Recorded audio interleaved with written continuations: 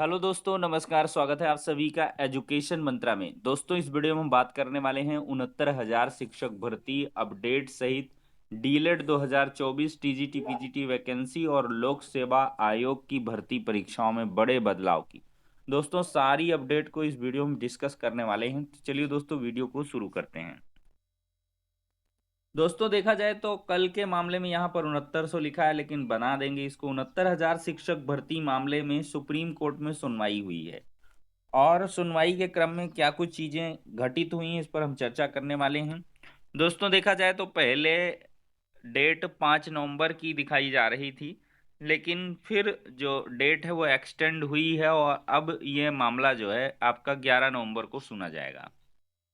यहाँ पर देख सकते हैं 69,000 शिक्षक भर्ती, अब 11 नवंबर को होगी सुनवाई। 69,000 शिक्षक भर्ती मामले में मंगलवार को भी सुप्रीम कोर्ट में सुनवाई नहीं हो सकी। इससे आरक्षित व अनारक्षित दोनों वर्ग के अभ्यर्थी निराश हैं। अब इस मामले की अगली सुनवाई 11 नवंबर को होगी।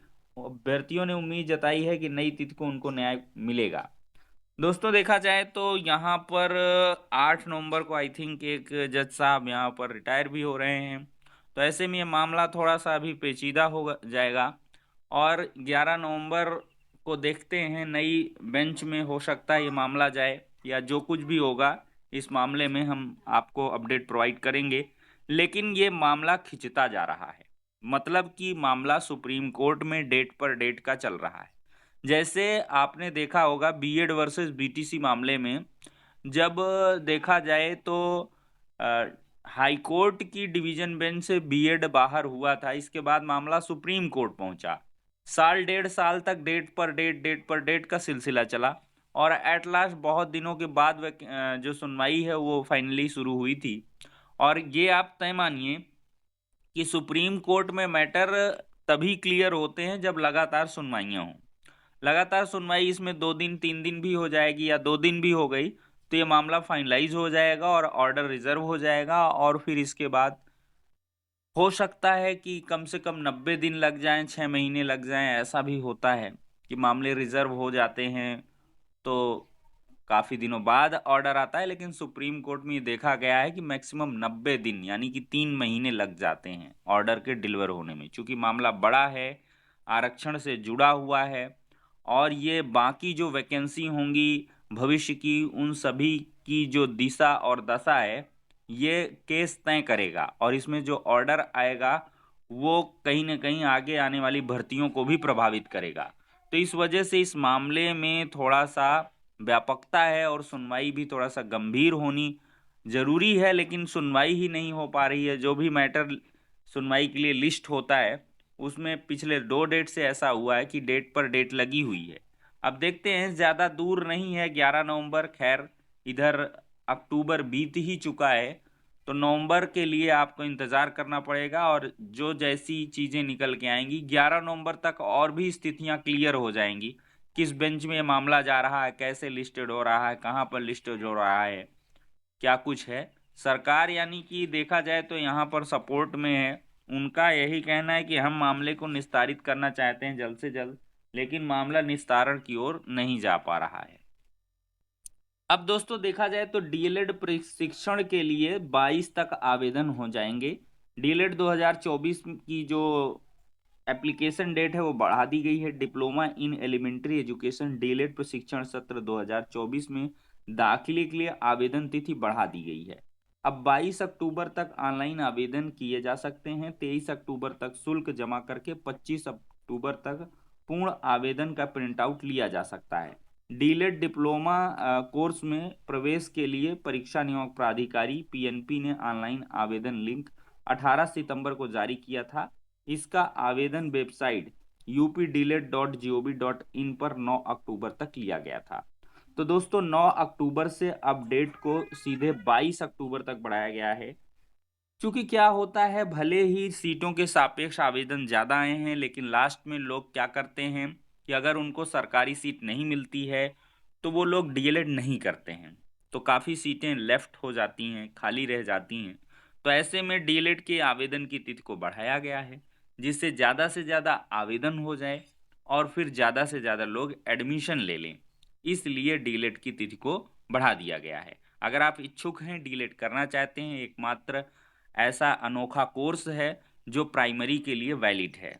बाकी प्राइमरी के लिए कोई वैलिड कोर्स नहीं है, डीलेट ही इसके लिए वैलिड है।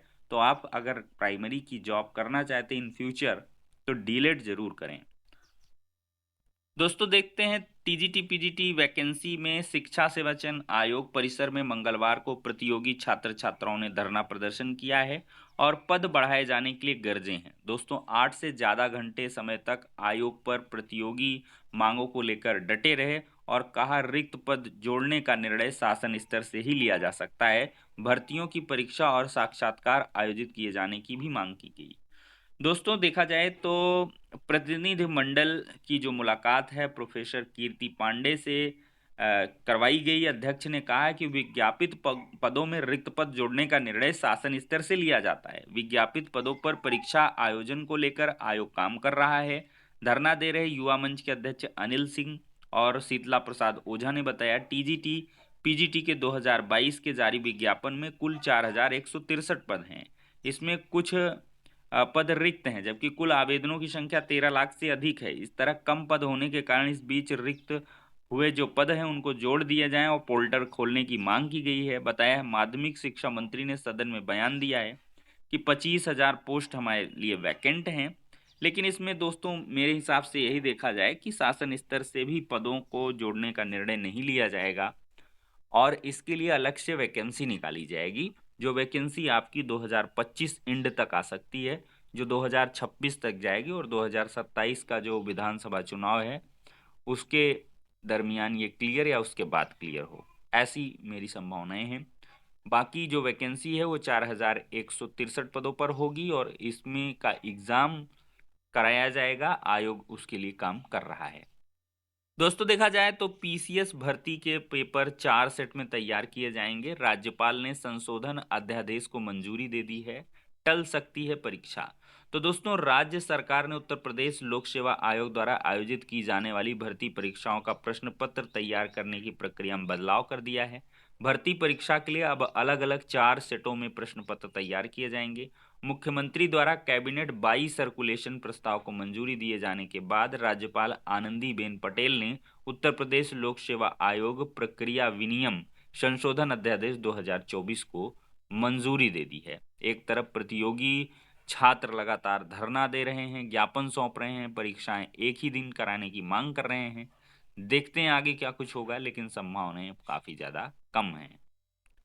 बाकी दोस्तों देखा जाए तो पीसीएस 24 और आरओ 23 की परीक्षा एक ही दिन में कराए जाने और परीक्षा के आयोजन को लेकर स्पष्ट करने की मांग को लेकर प्रतियोगी छात्रों ने मंगलवार को उत्तर प्रदेश लोक सेवा आयोग में ज्ञापन सौंपा है। इस परीक्षा के लिए 5,76,000 अभ्यर्थियों ने आवेदन कर रखा है।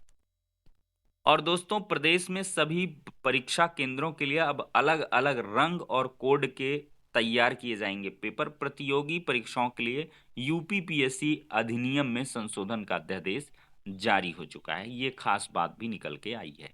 तो दोस्तों ये हो गई आज की सारी इंपॉर्टेंट अपडेट जो सारे समाचार पत्रों में छाई हुई हैं। नेक्स्ट वीडियो में मिलते हैं। दोस्तों एक छोटी सी अपडेट है, 31 को अमावस्या है और इसी दिन मनेगी दीपावली। देश भर में 31 अक्टूबर को ही मनाई जाएगी।